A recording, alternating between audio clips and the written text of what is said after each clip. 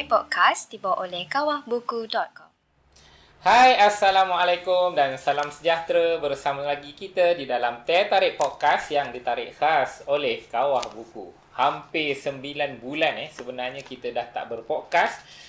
Kali ini julung-julung kalinya untuk tahun 2022 kita dapat melaksanakan, menjayakan rakaman podcast ini. Dan kali ini yang istimewanya ialah kita dapat mengembangkan siri meracik isu kita, iaitu bagaimana kita menyorot kembali, menganalisa kembali pilihan raya negeri Johor. Yang istimewanya, kalau yang biasa podcast kita bersama dengan Mat Koi.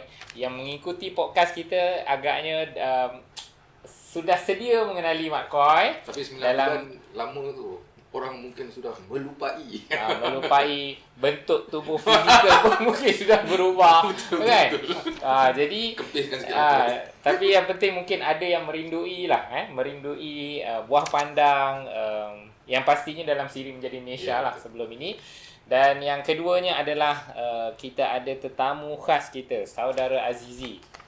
Ini adalah daripada Sains Politik UKM yang akan menemani kita sepanjang perbincangan dalam mengulas ataupun menyorot pilihan raya negeri Johor. Apa yang penting tuan-tuan dan puan-puan sekalian, saya mengharapkan agar perbincangan kita pada malam ini adalah sebuah perbincangan yang bukan hanya sekadar analisa kosong, mengikut sentimen rasa masing-masing, tidak, tetapi dia mampu untuk memberikan suatu pencerahan kepada para pendengar, kepada para penonton, sebuah kerangka analisa secara kritis, dan kalau tidak melampaui batas, saya menyebut secara sosiologikal juga, untuk melihat bagaimana operasi politik dalam negara kita dengan menjadikan PRN Johor sebagai case study.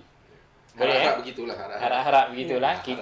Kita ada dua panel yang saya rasa boleh mengemudi perbincangan ini dengan baik kita cubalah pada kali ini insya-Allah. Okey. Baik, kita pergi kepada mungkin persoalan asas yang pertama. Rata-rata apabila menyebut pilihan raya negeri Johor baru ni orang mengatakan bahawa sebenarnya kemenangan yang diberikan kepada Barisan Nasional itu bukanlah kemenangan yang luar biasa. Tetapi kemenangan Barisan Nasional hanyalah dengan undi-undi yang sedia ada sewaktu 2018. Maknanya tidak ada suatu peningkatan yang signifikan kepada undi Barisan Nasional, tetapi dalam masa yang sama undi PH yang diperoleh pada 2018 jatuh merudum. Mungkin ada komentar tentang hal ni lah. Silakan, Koi ataupun Azizi, mana-mana dulu. Mungkin kita berikan kepada tetamu kita lah. Terlebih dahulu Saudara Azizi. Silakan Saudara Azizi. Okay, bismillahirrahmanirrahim. Assalamualaikum warahmatullahi ta'ala wabarakatuh. Selamat malam kepada penonton-penonton sekalian. Terima kasih kepada Saudara Azlan, rakan panelis saya pada hari ini. Persoalan yang dibangkitkan tentang pilihan raya negeri Johor, untuk permulaan ni boleh saya katakan sebagai satu pilihan raya yang telah diramalkan oleh kebanyakan pihak untuk UMNO dan BN untuk menang. Tetapi UMNO dan BN berjaya menang 40 kerusi. Itu adalah satu pembakar semangat kepada UMNO dan BN untuk menghadapi pilihan raya yang ke-15. Secara dekat kalau kita melihat, ini adalah satu dalam masa beberapa bulan, pilihan raya negeri 4 bulan daripada Melaka hingga ke Johor ni, daripada sudut ini kita tengok domino yang bermula dari Melaka itu telah menjalar sehingga ke Tambak Johor. bermakna ini satu uji kaji ataupun testimoni untuk Pakatan Harapan dan Barisan Nasional menyediakan satu persediaan yang kukuh untuk menghadapi ibu dan medan sebenar untuk PRU yang ke-15 yang akan dijangka pada bila-bila masa dari sekarang. Itu permulaan daripada saya. Cuma tentang undi Barisan Nasional yang tiada kenaikan yang signifikan tapi mampu untuk menang pilihan raya. Mungkin Azizi ada sedikit komentar. Pada pandangan saya, politik ini bukan sekadar kita menghitung persoalan angka ataupun nombor dicampurkan. Kalau undi daripada parti ni digabungkan dengan undi parti ni, kita akan menang. Sebab kita sebagai seorang pemerhati politik, kita kena melihat politik ini dari sudut yang lebih luas. Tidak hanya terangkum dan juga terkait dengan nama semata-mata. Saya cuba untuk kita bawa perbincangan pada malam ini dengan lebih mendalam dan tuntas tentang politik itu bukan sekadar matematik, tetapi politik ini merupakan seni dan strategi yang perlu diperkirakan, mengambil kira faktor keseluruhan pengundi, budaya, tingkah laku dan juga keadaan semasa. Maknanya menurut saudara Azizi bahawa tentang angka, tentang nombor itu bukanlah menjadi pemberat utama di dalam menentukan menang kalah sesebuah pilihan raya. Tetapi lebih kepada strategi dan juga trend pengundi dan sebagainya. Baik, mungkin Koi ada penjelasan yang berbeza. Okey, terima kasih Saudara Azan. Terima kasih juga Saudara Azizi. Perbincangan kita pada kali ini menjurus kepada memfokuskan kepada PRN Johor. Tapi saya mungkin nak tarik balik ke belakang, sikit ke belakang supaya kita dapat melihat secara keseluruhan latar belakang. Kita pergi kepada latar belakang kepada PRN Johor. Jadi PRN Johor ni kalau pada pandangan saya lah Azan, pada pandangan saya adalah suatu penzahiran kepada krisis kepimpinan politik Melayu. Dia khasnya krisis kepimpinan politik Melayu. Politik Melayu menghadapi satu krisis yang besar. So krisis yang besar ni pada pandangan saya kita perlu jejaki ke belakang sikitlah. Mungkin saya akan ambil suatu tempoh masa yang lebih lama ke belakang, iaitu sejak daripada pertarungan antara tim A tim B. Saya tak ingat tahun berapa, saya rasa tahun 1980-an, tahun 88. 88 antara tim A dan tim B. Pada waktu itu antara Mahathir yang bersama-sama dengan Ghaffar Babur, betul Aziz ya? Dan juga Kuli bersama-sama dengan Musa Hitam. Ya. Jadi saya rasa kalau kita tengok sebelum tu Azan, sebelum tu tempoh Perdana Menteri tempoh Perdana Menteri itu biasanya dua penggal lah. Kalau macam Tunku Abdul Rahman, boleh kita katakan dua penggal lebih sikit kan. Dan kemudian Tun Razak satu penggal kan. Dan kemudian Mahathir. Kemudian Mahathir dicabar. Selepas dia dicabar tu dan dia mengalahkan musuh politik dia dan berpanjangan sampai 22 tahun lah. Dan pada tahun 1998 ada satu krisis besar, iaitu krisis reformasi, yang mana orang timbalan dia, iaitu Datuk Seri Anwar Ibrahim lah, yang sepatutnya menggantikan beliau. Oh, Anwar Ibrahim panggil Datuk Seri, Mahathir kau panggil Mahathir. Okey. Okey, kita panggil nama lah kalau begitu. Kita panggil nama. So Mahathir satu, kemudian Anwar Ibrahim. Okey, senang. Baik, takut dia menunjukkan ni sisi-sisi kecenderungan politik. Kecenderungan dan bias lah. Bias, okey. Tapi Anwar tidak Ibrahim, tak. Anwar Ibrahim dan juga Mahathir lah. Okey, Anwar Ibrahim dan Mahathir Anwar patutnya sudah direncanakan untuk menggantikan Mahathir, tetapi pada akhirnya Anwar tak jadilah. Kerana ada krisis politik yang besar tahun 1998 kan. Jadi dalam konteks itu, salah satu daripada benda yang kita boleh tarik untuk saya lah, krisis politik masyarakat Melayu ini adalah krisis politik pewarisan. Maknanya pewarisan yang pada dulunya dia licin licin. Maknanya selepas daripada Tunku Abdul Rahman, kemudian kepada Tun Razak kan, kemudian kepada Tun Hussein On dan kemudian kepada Mahathir. Sampai di Mahathir ni kan, krisis pewarisan tu bermula lah. Mula-mula dengan apa tu, ada pertarungan antara, macam saya cakap tadi, antara Mahathir dan juga Kuli, dan kemudian dengan Anwar Ibrahim. Jadi orang yang sepatutnya mewarisi itu akhirnya tak mewarisi, tetapi kuasa tu dipusatkan kepada Mahathir. Kan? Jadi rentetan daripada persoalan-persoalan itu, reformasi dan kemudian tahun 2000 pilihan raya 2008 dan kemudian 2018 lah yang mana UMNO Barisan Nasional yang selama berapa tahun yang memerintah Malaysia, Azizi? 60 tahun. Okey, 60 tahun. Azizi dia lebih cekap dalam persoalan tempoh masa tu sebab dia memang pengkhususan kajian dia tu tentang politik Jadi dalam tempoh 60 tahun dan runtuh. Kan? Dan salah satu sebab daripada runtuhnya itu juga adalah langkah Sheraton yang mana isunya adalah isu pewarisan juga. Jadi benda ni tak selesai. Sehinggalah membawa kepada akhirnya pilihan raya Melaka kan? Kemudian pada pilihan raya negeri Melaka dan kemudiannya pilihan raya negeri Johor. Tetapi kesemua itu kan, pilihan raya yang berlaku ini adalah bagi saya adalah disebabkan oleh permasalahan krisis kepimpinan politik Melayu yang berakibat daripada sistem pewarisan lah yang cacat. Kecacatan tu salah satu daripada sebabnya untuk saya bermula di zaman Mahathir.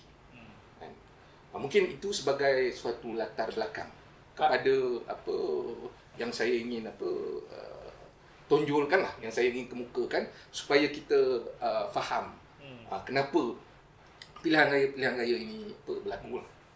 Aku nak saya nak sambung sikit lah tentang pewarisan tu. Cuma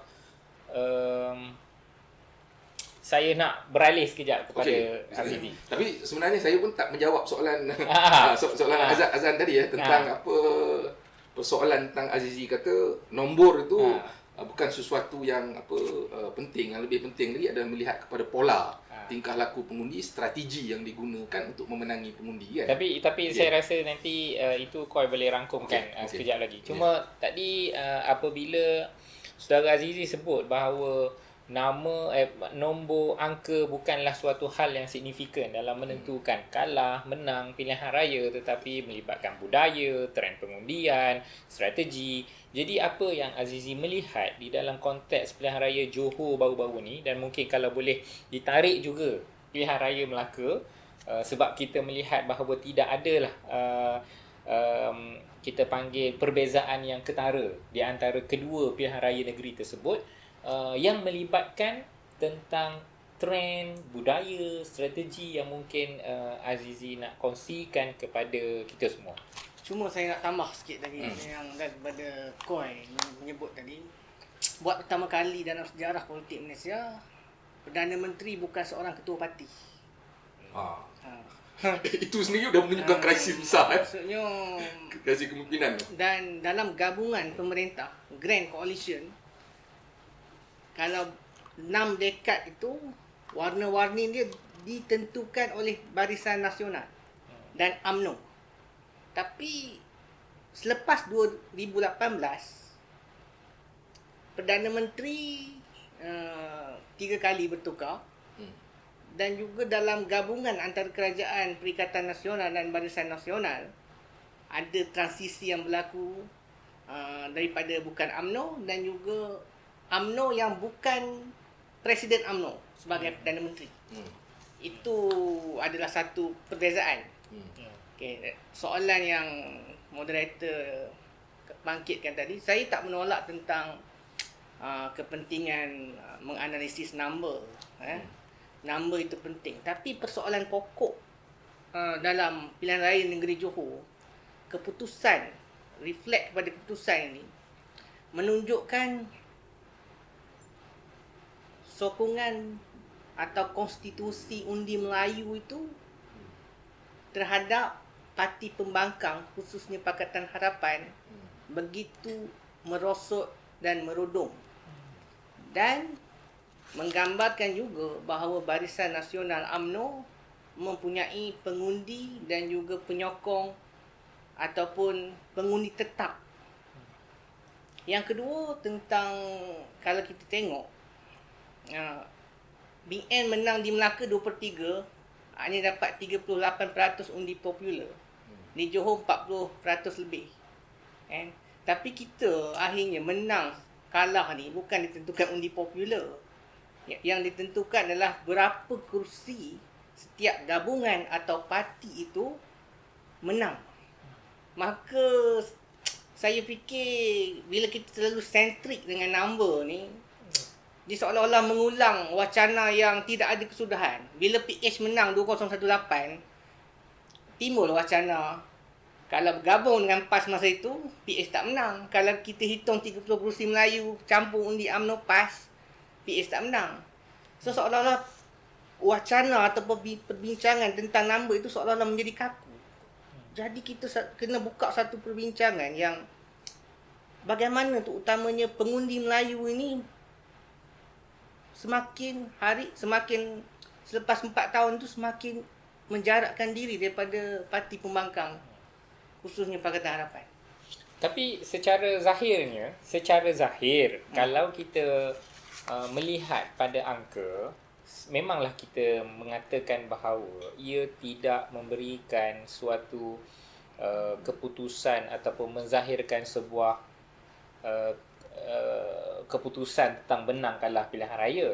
Tetapi dia memberikan suatu makna bahawa kemenangan Barisan Nasional itu walaupun menang, tetapi secara hakikatnya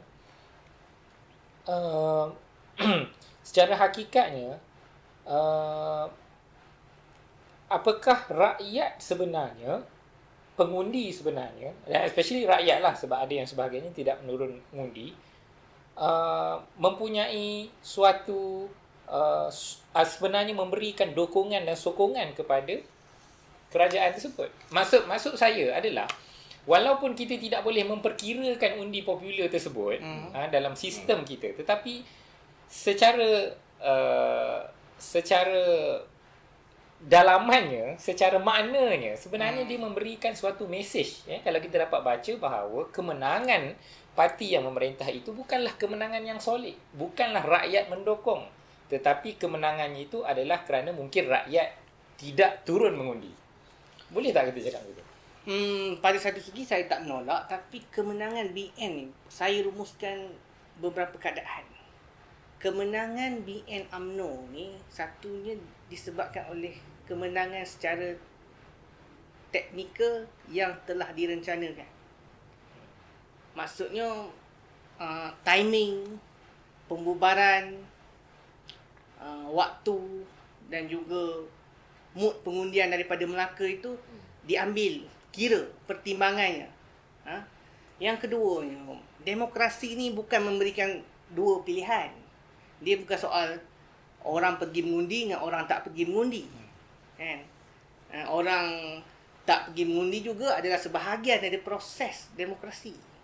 Demokrasi itu memberikan kita pelbagai-bagai makna, dan juga sebab demokrasi ini ada demokrasi partisipasi dan demokrasi yang bersifat prosedur yang selalu diukur oleh sarjana-sarjana barat ataupun Freedom House ni dalam mengukur darjah demokrasi sebuah negara adalah demokrasi yang bersifat demokrasi partisipasi yang melihat kepada sejauh mana ruang, hak dan kebebasan sivil itu diaplikasikan dalam sesebuah negara.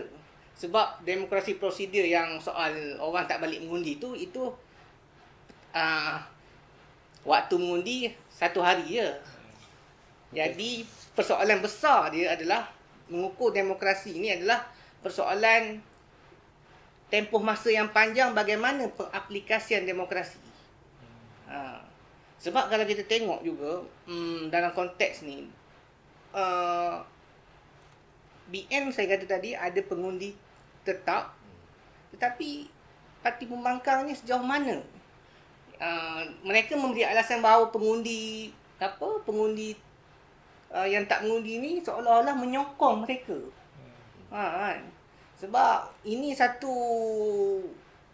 perkara yang nampak terlalu simplistik. Orang tak turun mengundi, hipotesis dia penyokong parti pembangkang. Itu maknanya satu nak menutup alasan dan kelemahan lah pada saya. Saya rasa kita perlu membawa perbincangan ini pada spektrum yang lebih luas. Kalau kita melihat kepada angka, trend, budaya, kita belum dapat sebenarnya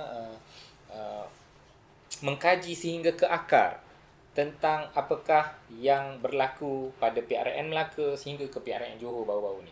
Sebab itu saya tertarik dengan apa yang telah pun kau sebutkan tadi tentang krisis pewarisan. Tetapi saya rasa penjelasan tentang krisis pewarisan itu tergantung tadi sebab belum dikaitkan tentang bagaimana krisis pewarisan itu telah membentuk suatu krisis yang sangat lebih runcing di akhir-akhir ini, terutamanya menjelang PRU ke-15. Jadi mungkin kau boleh memberikan suatu pencerahan yang lebih tentang suatu sistem pewarisan, masalah kepada krisis pewarisan tadi, dan yang kedua bagaimana krisis ini telah menjadikan sistem politik kita ini terlalu kucak-kacir pada hari ini. Itu soalan yang agak rumit. Sebab bila saya melontarkan tentang krisis kepimpinan politik Melayu yang dipengaruhi oleh sistem pewarisan yang tidak tuntas saya rasa kita perlu melihat di tingkat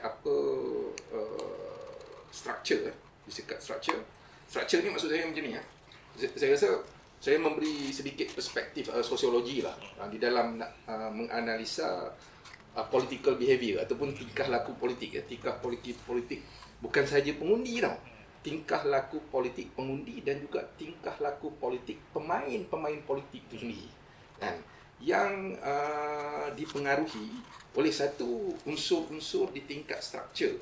Unsur-unsur di tingkat structure ni kalau dalam bahasa sosiologinya structure yang berada di tingkat atas iaitu makro lah. Kemudian makro ni saya bagi contoh tentang persoalan ethnicity. Ethnicity itu adalah suatu unsur yang berada di tingkat makro ataupun structure. Satu lagi undang-undang. Itu pun berada di tingkat structure. Undang-undang ni kalau dalam konteks pilihan raya ni kita punya sistem lah, iaitu sistem first past the post. Yang seperti mana yang saudara Azizi bentangkan tadi, dia tidak memperkirakan tentang undi popular. Sistem kita ni berdasarkan kepada nombor kursi yang dimenangi. Hatta dengan satu undi sahaja, itu pun boleh diberikan kemenangan kepada pihak yang menang walaupun dengan satu undi. Jadi undi popular ni seperti mana yang saudara Azizi bagi tahu tadi, bukan pertimbangan lah di dalam sistem politik Malaysia. Okey. Itu undang-undang. Kemudian kita ada tadi macam saya kata tadi persoalan ethnicity. Dan persoalan ethnicity ni dia berkait rapat dengan masyarakat Melayu lah khususnya. Dalam konteks ni idea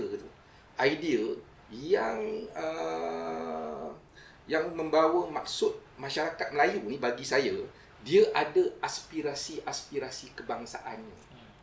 Aspirasi kebangsaannya. Itu di tingkat ni structure kalau kita boleh katakan unsur nasionalisme lah, ethnicity, nasionalisme, undang-undang, teknologi. Ini ni unsur-unsur di tingkat structure. Kemudian kita ada di tingkat perantara ataupun dalam bahasa sosiologinya orang sebut meso lah, tingkat meso lah. Di tingkat perantara ni itu tu ada macam parti politik. Parti politik, kemudian ada kumpulan etnik. Kan? Yang ini berada di tingkat perantara. Kemudian tingkat yang paling bawah sekali adalah tingkat individu. Individu ni mungkin pengundi, kan? Individu ni juga mungkin pemain politik, kan? Dan individu ni dia dipengaruhi oleh di tingkat meso ni, iaitu kumpulan etnik dia, mungkin agama dia, mungkin juga dia punya parti politik ataupun organisasi dia, kan. Dan kemudian yang di tengah ni juga dipengaruhi oleh yang di atas ni. Macam saya kata tadi, nasionalisme, ethnicity. Ethnicity ni sebagai satu hubungan sosial, ya. Hubungan sosial, ethnicity yang berbeza dengan yang di tengah ni, itu kumpulan etnik. Dia ada fenomena ethnicity itu sendiri. Dan kemudian undang-undang. Dan dalam konteks ni, sistem pewarisan ni, kerana sistem politik Malaysia ni adalah satu berasaskan first past the post. Dan kemudian kita kena tengok juga di dalam first past the post ni ada undang-undang yang melibatkan persempadanan. Dan persempadanan politik dekat Malaysia ni cenderung untuk memberikan kelebihan kepada mereka yang bertarung di kawasan-kawasan yang separa bandar ataupun di kawasan-kawasan kampung ataupun pedalaman. Kalau kita tengok, saya tak tahu, saya tak ada data dia. Mungkin Azizi dia lebih tahu daripada saya lah. Jumlah kerusi yang ada di kawasan-kawasan separa bandar dan juga kawasan-kawasan pedalaman, kampung, mungkin jumlahnya jauh lebih tinggi daripada kursi-kursi yang ada di kawasan bandar. Jadi macam mana kita nak melihat benda tu, apa yang menjadi motivasi satu kepada mereka yang merangka. Bila mendapat kuasa, mereka merangka persempadanan semula tu. Salah satu daripadanya, pada pandangan saya, adalah unsur nasionalisme Melayu tu. Keinginan untuk memastikan bahawasanya kuasa politik ni masih lagi di tangan orang Melayu. Kan? Jadi, persoalan Azan tadi tu, okay, macam mana kita nak kaitkan dengan sistem pewarisan tu? Kan? Jadi, sistem pewarisan ni, kalau dalam konteks Malaysia ni, faktor ethnicity tu dan juga nasionalisme Melayu itu satu perkara yang sukar untuk dirungkaikan. Kalau pewarisan tu dalam kepala otak kebanyakan orang, kan, khususnya orang Melayu lah, saya percaya dia tidak dapat membayangkan pewarisan tu mesti datang daripada kumpulan etnik yang lain. Kalau ditanya kepada, kalau siapa-siapalah yang membuat mungkin kajian, kan, survey itu, kalau ditanya Perdana Menteri, siapa Perdana Menteri pilihan anda, kemungkinan nama-nama yang dikeluarkan, saya percayalah majoritinya adalah nama-nama Melayu. Kalau ditanya kepada orang Melayu, kalau tak Mahathir, mungkin Muhyiddin Yassin, mungkin Hadi Awang, mungkin siapa lagi? Siapa lagi? Anwar. Itu kena sebut sebab itu antara aspirasi-aspirasi yang orang yang menjawab survey itu inginkan. Muncul ataupun tidak nama-nama contohnya seperti Lim Kit Siang, Lim Guan Eng, ataupun kalau pemimpin-pemimpin daripada parti India. Saya sendiri pun nak sebut pun saya tak dapat tangkap. Antara kepimpinan-kepimpinan daripada komuniti Cina, komuniti India, komuniti di Sabah dan Sarawak juga. Kan? Nama itu mungkin tak akan muncul. Kan? Kenapa nama itu tak akan muncul? Salah satu padanya saya itu struktur tu. Jadi struktur tu yang memberi tumpuan kepada satu kawasan pengundian yang majoritinya memberi kelebihan kepada kumpulan etnik Melayu, khususnya di Semenanjung lah. Kita cakap khususnya di Semenanjung, dia mempengaruhi juga bagaimana sistem pewarisan tu. Jadi sistem pewarisan tu mesti Melayu. Dan Melayu pula, Melayu daripada parti mana. Dalam konteks ni, struktur tu, kan, apa yang sudah ada punya undang-undang, nasionalisme Melayu, ethnicity, dia mempengaruhi di tingkat perantara itu kumpulan-kumpulan etnik dan akhirnya mempengaruhi juga pada pandangan saya behavior, tingkah laku ataupun pola pengundi dan juga pemain-pemainnya. Even dalam parti yang dikatakan multi etnik lah, iaitu Parti Keadilan, kan, kalau ditanya kan kepada mereka, kemungkinan nama-nama yang dimunculkan juga untuk menjadi Perdana Menteri ataupun timbalan Perdana Menteri, kan, adalah nama-nama Melayu. Jadi persoalan ini saya rasa adalah suatu persoalan yang kita tak dapat rungkaikan lagi lah. Kita tak dapatkan rungkaikan lagi. Bagaimana untuk kita keluar daripada terpusat kepada sistem politik Malaysia ni, hakikat politik Malaysia ni, struktur politik Malaysia ni yang dipengaruhi oleh unsur Melayu yang kuat. Macam mana kita nak keluar benda tu? Tak, adakah dengan penerangan Koi tadi memberi justifikasi kepada kekalahan PH di dalam pilihan raya Johor baru-baru ini, walaupun Barisan Nasional hanya memperolehi undi yang lebih kurang sama pada 2018 yang dulu. Saya rasa kalau macam apa yang Azizi beritahu tadi ya, undi Melayu khususnya, kan, undi Melayu khususnya, dia tidak pergi kepada Pakatan Harapan. Yang diwakili, kalau dalam Pakatan Harapan tu ada 3 satu DAP yang suatu parti multi etnik, tetapi pimpinannya in fact dia punya pemilihan pun baru-baru ni pun dibarisi hampir 90% lebih ya, kecuali yang di-co-opted ya, yang dilantik. Tapi dalam pemilihan tu hampir kesemualah kepimpinannya adalah daripada etnik Cina. Kan? Dan yang 2 lagi iaitu Amanah dan PKR adalah kepimpinan Melayu lah, yang dikatakan kepimpinan Melayu. Jadi dalam konteks ni, kawasan yang mereka bertanding tu, Amanah ataupun PKR ni selalunya orang sebut mixed constituency lah. Tapi biasanya akan diberikan bila jumlah peratusan pengundi Melayu tu lebih tinggi. Mungkin antara 50 ke 60 ke macam tu kan. Begitu juga Amanah. Jadi kecenderungan daripada parti politik tu yang berada di tingkat meso tu dipengaruhi oleh struktur tu. Bila dia nak letak orang pun, dia akan cenderung untuk memilih etnik tertentu daripada parti dia. Dan kita dapati kan, jumlah kerusi yang dimenangi oleh Amanah dan juga PKR hanya satu. Satu kalau tak silap saya kan. Jadi dalam konteks ni kita boleh melihat secara generalnya, saya tidak ada data ataupun fakta nak sebab kita nak kena tengok saluran kan. Tapi so kita tak ada yang trend pengundian di saluran-saluran tu. Tetapi apa yang kita boleh katakan berdasarkan kepada pemerhatian secara umum, undi Melayu tak pergi kepada Pakatan Harapan tetapi pergi kepada BN dan PN. In fact, kalau macam Azizi kata tadi, dan saya rasa semua orang dah tengok ya, data-data tu, kalau dia tak pergi kepada BN, dia pergi kepada PN. In fact, Rafizi pun dalam wawancara dia semalam ke ataupun 2 hari lepas 2 hari lepas pun dalam kajian yang dilakukan oleh Ibu memperlihatkan trend yang sama.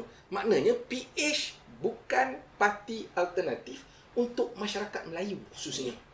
Okey, berhenti dulu Koi. Apa pandangan Azizi tentang struktur yang mendominasi meso dan juga tingkat individu tadi? Apakah sebenarnya individu ataupun pemain politik, tokoh politik, isu-isu, sentimen tidak boleh sebenarnya mengganggu-gugat struktur yang telah berada di atas bagaimana yang Koi telah sebutkan tadi? Di Malaysia, parti politik yang boleh menguasai undi Melayu ataupun boleh mencuri undi Melayu dan juga menggabungkan undi-undi kaum lain, kuncinya boleh memenangi pilihan raya. Kunci dia adalah undi Melayu. Sebab itu persoalan pokok dia adalah persoalan pengundi Melayu. Persoalan yang dibangkitkan juga tadi tentang, kalau kita tengok pilihan raya Johor ni, UMNO bertanding 37 kerusi. Dia menang 33 kerusi. 4 kerusi tewas. Kalau kita tengok 4 kerusi yang tewas ni, tewas kepada Bersatu 2, tewas kepada PAS 1, tewas kepada Amanah 1. Maknanya, kalau kita pertentangkan dengan lebih spesifik dia di sini, Pakatan Harapan, Keadilan, Amanah dan DAP. DAP tidak bertemu dengan UMNO lah biasanya. Tapi kalau kita tengok Keadilan, Amanah lawan UMNO, Pakatan Harapan hanya menang 1 kerusi. UMNO menang 33 kerusi. Bermaksudnya di sini betapa hilang sokongan undi Melayu kepada Pakatan Harapan, dan Pakatan Harapan tu di mata orang Melayu gabungan yang ketiga. Sudah tak menjadi satu lagi ketumbukan yang kuat. Malah Perikatan Nasional menjadi pilihan yang kedua selepas Barisan Nasional. Tak, maknanya saudara Azizi bersetuju dengan pandangan Mat Koi tadi bahawa sebenarnya di lapis etnisiti di peringkat struktur tadi telah mendominasi bukan hanya sekadar di tingkat parti, organisasi ataupun di kumpulan-kumpulan sosial yang ada di Malaysia di Johor ini, tetapi termasuk individu-individu ini semua telah dipengaruhi undi mereka berdasarkan kepada faktor-faktor etnisiti dan macam yang saudara Azizi sebut tadi, Melayu tadi tu. Begitu. Satu lagi faktor yang perlu kita perhitungkan adalah identifikasi parti. Orang Melayu melihat jenama ataupun produk dacing tu telah lama terinstitusi dengan kepentingan dan pelindung orang-orang Melayu. Dan mereka ini dan parti ini sebagai dikatakan penjaga kepada kestabilan. Dan UMNO BN menjual produk ataupun jenama kestabilan menjadi satu yang boleh diterima oleh masyarakat Melayu di Johor kerana mereka masih lagi berpegang kepada tradisi-tradisi yang sukar mereka untuk tinggal ataupun baju politik Melayu tu sukar untuk ditanggalkan lagi. Maknanya kalau macam tu, itu mengukuhkan lagi hujah Koi bahawa identifikasi parti ni, khususnya melalui Barisan Nasional yang saudara Aziz sebut tadi, telah memberikan suatu perlambangan kepada bagaimana Melayu melalui melalui dacing ni, melalui Barisan Nasional ini akan terasa lebih selamat, akan terasa lebih kuat, kuasa politiknya terjaga, terpelihara. Tapi saya nak beralih sikit kepada Mak Koi. Pasti unsur-unsur di dalam struktur tu, kalau yang disebut tadi sebagai contoh etnisitinya, undang-undangnya, adakah dia tidak datang dengan kekangan-kekangan yang tertentu? Sebagai contoh, kalau kita sebut gerrymandering, nak mengubah sesuatu persepadanan pilihan raya, ia memerlukan kuasa paling tidak 2/3 di parlimen. Betul, untuk mengubah kedudukan tersebut. Dan sebagai contoh juga kita melihat, kalau kita melihat bahawa etnisiti itu adalah suatu struktur yang sukar untuk diganggu-gugat dan mempengaruhi tingkat-tingkat yang di bawah. Bagaimana dinamika di peringkat meso undi Melayu yang terpecah? Maksud dia, kita bukan hanya ada UMNO yang mengangkat naratif orang Melayu, tetapi kita juga ada PN yang juga bukan hanya sekadar Melayu, tetapi ditambah dengan PAS di dalam itu yang membawa slogan Islam. Terpecah. Tapi dalam masa yang sama, PH juga sebenarnya mempunyai suara orang Melayu melalui Amanah dan PKR, walaupun dia nampak samar-samar dan kabur, tetapi sekurangnya perkara itu telah memecahkan dinamika struktur itu di tingkat bawah ini telah terpecah-pecah. Dan yang selain daripada itu juga, yang saya maksudkan dengan kekangan juga tadi, kalau kita balik semula kepada PRU yang ke-18, bagaimana struktur ini telah dilanggar. Maksudnya bagaimana PH berjaya untuk menghancurkan, ataupun kita sebut menghancurkan, tetapi telah melanggar tradisi untuk menang dalam keadaan struktur yang keadaan sebegitu rupa. Mungkin Mak Koi boleh jelaskan. Itu antara salah satu daripada persoalan yang sering ditimbulkan. Kalau sekiranya struktur itu terlalu kuat, saya punya hujah tadi, struktur yang sudah ada ni sudah tersulam kuat. Dan daripada sudut sejarahnya, dia bukan terbina di dalam tempoh 10 tahun, 20 tahun. Dia terbina semenjak daripada penjajahan, iaitu berdasarkan kepada suatu paradigma kolonial, iaitu paradigma plural society. Jadi kalau macam kalau Azizi ni, kalau sains politik ni, biasanya orang akan merujuk kepada Furnival lah. Furnival yang yang coin, yang dia memperkenalkan suatu istilah plural society, yang mana masyarakat majmuk yang di dalam suatu wilayah politik hidup sekali tetapi terpisah-pisah. Terpisah-pisah secara sosialnya, secara budayanya, tetapi mereka bertemu di pasar. Tetapi bila bertemu di pasar tu, hubungannya adalah hubungan yang bersifat cetek. Bersifat cetek, bukannya hubungan yang mendalam. Jadi dalam konteks ni, mereka ada jalur-jalur sejarah mereka sendiri. Maknanya sejarah bersama tu, ingatan bersama ataupun collective memory ataupun collective history, sejarah bersama, ingatan bersama tu terbina di dalam kelompok masing-masing. Maknanya orang Cina, orang India, yang ini kita bercakap khususnya tentang Semenanjung lah. Sebab saya fikir Semenanjung ni jantung politik Malaysia lah. Kita takkan pergi lagi kepada Borneo pasal itu mungkin dalam siri yang akan datang. Ini yang dalam konteks pilihan raya dalam negeri Johor. konteks pilihan raya negeri Johor ni, tumpuan kita Johor tetapi juga Semenanjung. Semenanjung sebagai apa, dia punya tulang belakang dia lah. Dan dalam konteks Malaysia pun Semenanjung ni adalah jantung politik Malaysia lah. Kalau sekiranya berubah di Semenanjung, umumnya di Sabah dan Sarawak juga cenderung untuk turut berubah. Kan? Tidak semestinya tetapi cenderung begitu. Jadi dalam konteks masyarakat Semenanjung ni,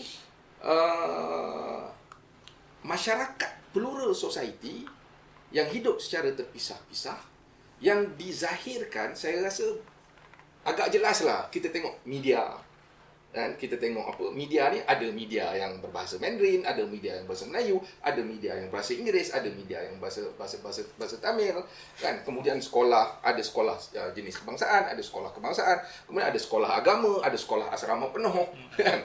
Kemudian kemungkinan syarikat-syarikat perniagaan juga. Contohnya GLC. Jadi so kita ada ruang tu. GLC ni kebanyakan kemungkinan didominasi oleh orang Melayu.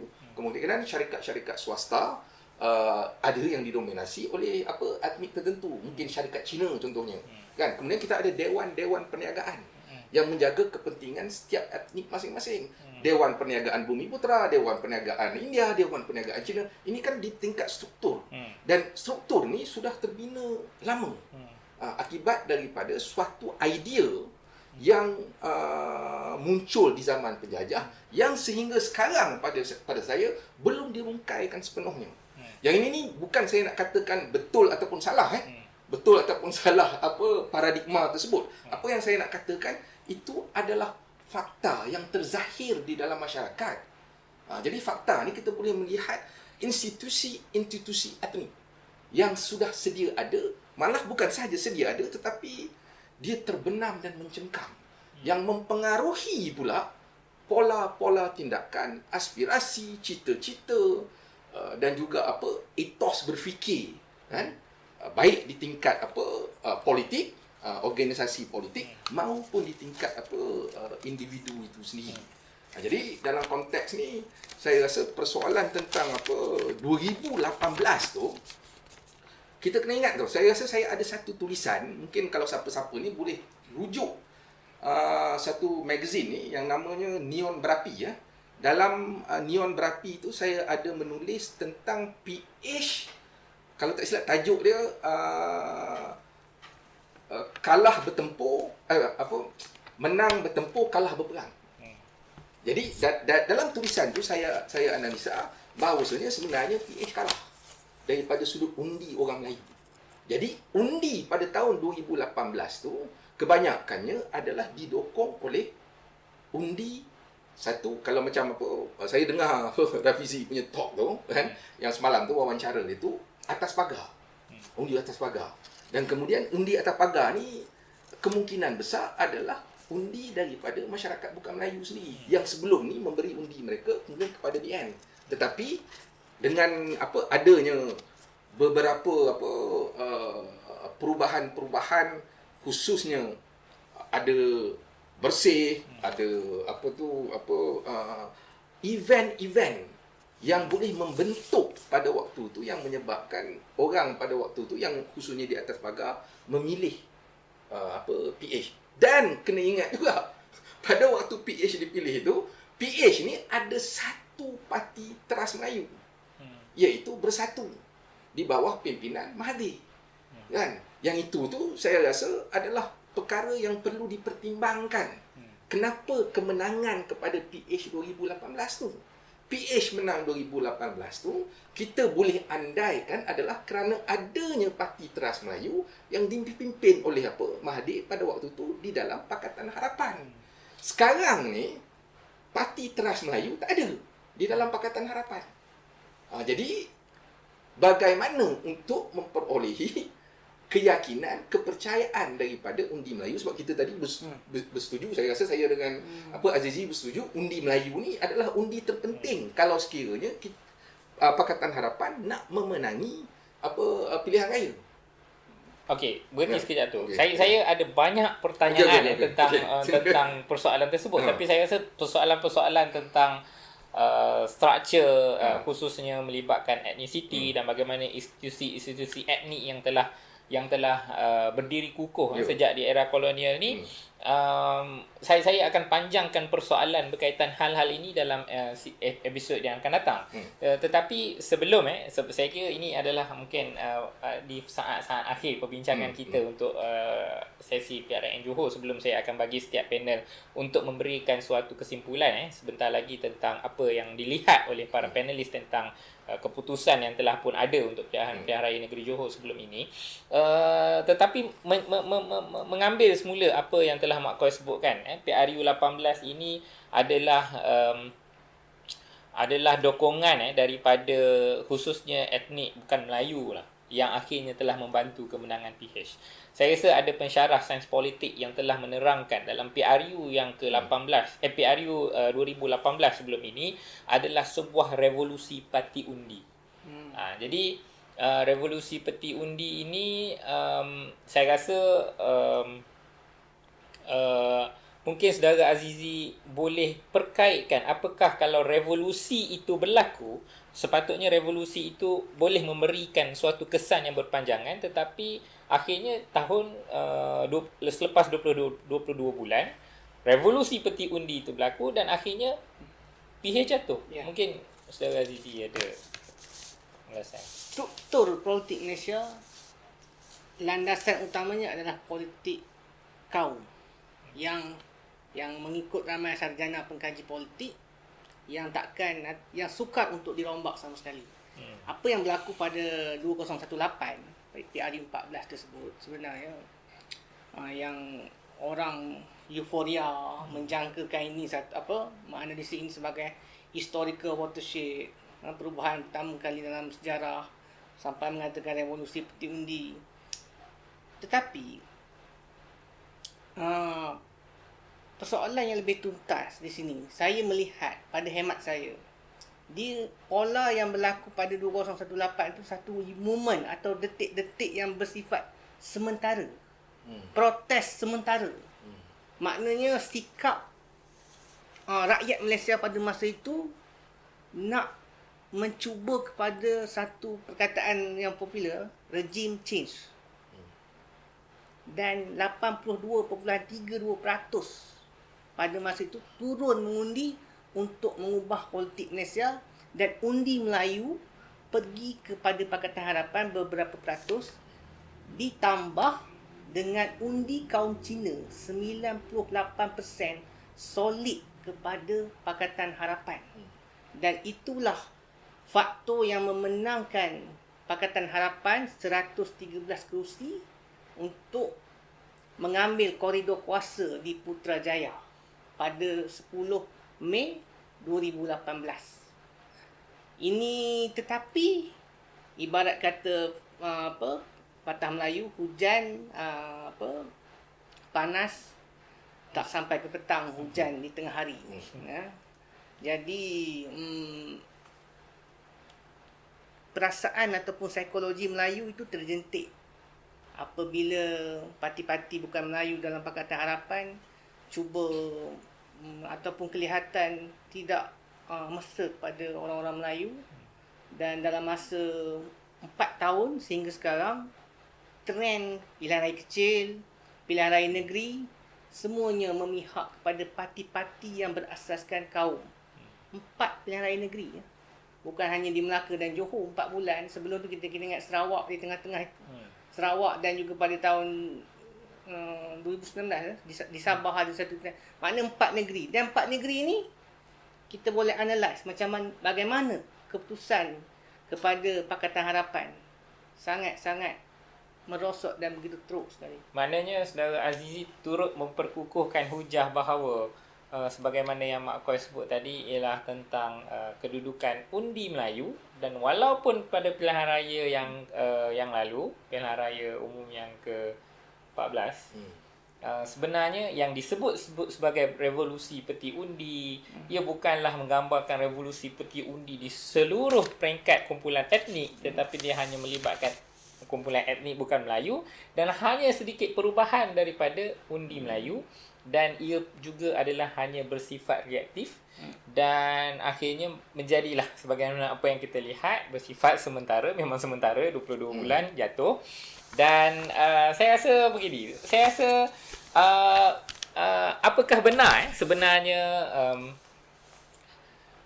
kedudukan politik kita ditentukan oleh etnik semata-mata, didokong oleh struktur sebagaimana yang Koi sebutkan tadi.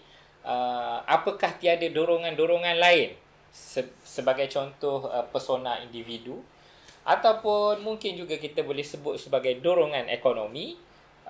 Tapi itu tidak akan kita bincangkan dalam episod ini, dan saya akan mengajukan benda itu, menguji teori yang telah dibawa oleh Mat Koi dan juga yang disokong oleh saudara Azizi di dalam episod yang akan datang, yang akan kita merungkaikan ataupun yang akan kita cuba melihat bagaimana senario politik pada pilihan raya umum akan datang. Tapi sebelum kita mengakhirkan sesi untuk analisa sorotan pilihan raya negeri Johor ini, saya bagi masa lah sedikit je Mak Koi dan juga saudara Azizi, mungkin 1 minit seorang, tentang apakah yang anda lihat, yang kita semua lihat, yang saudara dan inilah Mak Koi dan saudara Azizi lihat pada pilihan raya Johor, yang mungkin saya tidak tertanya di dalam soalan-soalan yang sepatutnya. Ada sisi pandang yang mungkin penting untuk diajukan sebelum kita beralih ke dalam episod yang seterusnya. Saya persilakan masing-masing untuk mengajukanlah kesimpulan akhir sebelum kita menutup episod kita pada hari ini. Saya dulu ke ataupun silakan saudara Azizi dulu. Pilihan raya negeri Johor boleh kita sifatkan atau rumuskan persoalan di mana pola atau trend Melayu itu daripada perubahan 2018, tapi berlakunya pembalikan semula kepada status quo ataupun konservatisme itu. Yang kedua, kalau kita tengok politik Malaysia ni, kalau mengalami satu detik-detik yang menggoncang status quo tu, dia bila satu lagi pilihan raya akan datang tu, dia biasanya akan kembali. Kalau kita tengok pilihan raya 59, 64 BN kembali kukuh. Kalau kita tengok 98 berlaku krisis besar, tapi Barisan Nasional 2004 kembali kukuh semula. Begitu juga dengan satu lagi bukti 2018, tapi ini bukan satu lagi pilihan raya, belum lagi PRU 15, tapi beberapa siri pilihan raya kecil dan juga pilihan raya negeri sudah membayangkan atau cerminan bahawa perkara sama akan berlaku dan berulang kembali. Dan yang paling penting sekali sebenarnya, kemenangan pilihan raya ni sebenarnya bagaimana naratif grand koalisi dalam sebuah parti politik ini memainkan peranan penting. Kerana Barisan Nasional itu berjaya lebih, walaupun ada krisis, tetapi dia lebih berjaya menyembunyikan dengan lebih teratur dan juga tidak terlalu terbuka. Kalau kita tengok Pakatan Harapan terlalu bercelaru, dan juga persaingan untuk siapa jadi Perdana Menteri itu menjadi satu benda yang cukup besar kepada Pakatan Harapan. Dan yang terakhirnya, politik Melayu etnik ni dah jadi satu mantra ataupun jampi serapah yang termendak kukuh sebagai sebuah inilah Malaysia. Politik ras etnik. Okey, Sekian, baik. Terima kasih Saudara Azizi. Silakan Mak Koi. Okay. 1 minit saja. 1 minit saja. Seperti mana yang Azam katakan tadi, dia ada banyak faktor, kan. Saya tak menafikan faktor-faktor lain turut mempengaruhi, faktor-faktor lain macam faktor ekonomi, faktor yang macam ketidakupayaan untuk menyatu, faktor naratif yang dibina, kan, seperti mana saudara Azizi bentangkan tadi. Tetapi antara faktor-faktor itu, kita nak letakkan faktor mana yang paling dominan dalam mempengaruhi pola tingkah laku pengundi dan juga pemain-pemainnya Dan pemain-pemainnya bukan sahaja daripada pembangkang, begitu juga dengan pemerintah. Saya masih melihat bahawasanya faktor struktur dan khususnya dalam konteks Malaysia ni, persoalan ethnicity. Persoalan ethnicity ni masih mempengaruhi. Kita bukan nak kata benda tu betul ataupun salah. Ini adalah sebahagian daripada unsur yang ada di dalam masyarakat kita. Kan? Malaysia ni suatu, untuk saya lah, dia highly ethnicized. Highly ethnicized ni maknanya struktur sosial dalam masyarakat ni, dia proses pengetnisasian tu tinggi. Macam saya cakap tadi dah, di dalam politik kita ada parti-parti politik yang berasaskan etnik. Even di dalam parti yang dikatakan multi etnik pun, kalau kita lihat komposisi kepimpinan dan anggota dia adalah terdiri daripada etnik yang tertentu yang mendominasi. Itu belum sahaja politik, ekonomi. Dengan adanya syarikat-syarikat, dewan-dewan perniagaan yang berasaskan etnik, sekolah, media, kan, budaya popular, kan, benda-benda tu, even sukan pun. Salah seorang daripada kawan saya, dia student PhD di Institut Kajian Etnik yang dia buat pasal sukan. Dia pun melihat bahawa di dalam sukan pun ada persatuan-persatuan sosial, persatuan bola sepak Melayu, persatuan bola sepak Cina. Jadi kita kena faham bahawasanya struktur yang ada tu, selagi kita tidak rombak, kita tidak ada wacana tentangnya, selagi itulah ia akan mempengaruhi pola pengundian dan pola tingkah laku politik di dalam masyarakat. Maknanya perlu dibuka wacana ni daripada bagaimana untuk transform daripada keetnikan kepada kemalaysiaan. Daripada kita terfokus kepada etnik, saya punya pembentangan ni dia kontra kepada apa yang saya nak ajukan. Tetapi apa yang saya nak katakan, saya bincang pasal politik etnik yang mendominasi. Tetapi pada masa yang sama, saya nak mengajukan bagaimana untuk kita keluar daripada ethnicization of society ni, pengetnisasian masyarakat ni, menuju ke sesuatu yang lebih inklusif, yang lebih terangkum di dalam bentuk kemalaysiaan. Dan ini adalah antara cabaran-cabaran yang sangat mendesak lah, yang perlu kita sebagai orang yang mungkin kawah buku, yang membuat program-program, dan juga mungkin kawan-kawan lain untuk cuba sama-sama merungkaikan persoalan ini. Saya rasa kita kena faham kot tentang apabila kita mengadakan acara ini, ia bukanlah tentang pandangan ataupun ajuan tentang inilah sikap pembentang, tetapi daripada awal-awalnya lagi adalah objektif bagaimana kita ingin kalaulah tidak mendidik pun, seorang kita memberikan suatu gambaran untuk melihat bagaimana kerangka politik dalam negara kita beroperasi. Mungkin Azan, salah satu daripada caranya, panel kita juga kemungkinan kita perlu pelbagaikan. Yang kita tiga orang ni Melayu. Jadi kita kena pelbagaikan juga kita punya panel ni, supaya lebih memperlihatkan ada unsur elemen-elemen yang lain boleh dikedepankan. Mungkin saya sebagai orang Melayu tak dapat lihat. Dan itu mungkin boleh diungkapkan kalau kita ada panel yang lebih multi etnik. Cadangkan sebelum kita buat acara. Tetapi sama ada, bagaimanakah struktur ini, adakah ia boleh didobrak ataupun tidak? Sama ada apakah faktor pemberat lain selain daripada etnisiti yang telah mendekam lama di dalam konteks sejarah negara kita di era kolonial lagi. Apakah mungkin akan bolehnya berlaku suatu perubahan lain selain daripada trend yang telah kita melihat pada hari ini? Begitu juga dengan koalisi tentang khemah besar, tentang perlunya untuk mandiri, berdiri dengan sendiri. Adakah itu semua menjadi penentu kepada pilihan raya umum yang akan datang? Maka saya rasa kita akan bincangkan hal itu dengan lebih rencam, dengan lebih baik dalam episod yang akan datang. Dan untuk episod kali ini, terima kasih Mak Koi. Terima kasih Azan. Terima kasih Saudara Azizi bersama di Kawah Buku dalam kita membincangkan tentang analisa pihak rakyat Johor. Boleh tonton siaran ini baik di Facebook Kawah Buku, juga di podcast Apple Podcast, Spotify, di Kawah Buku lah. Jadi sekian, terima kasih.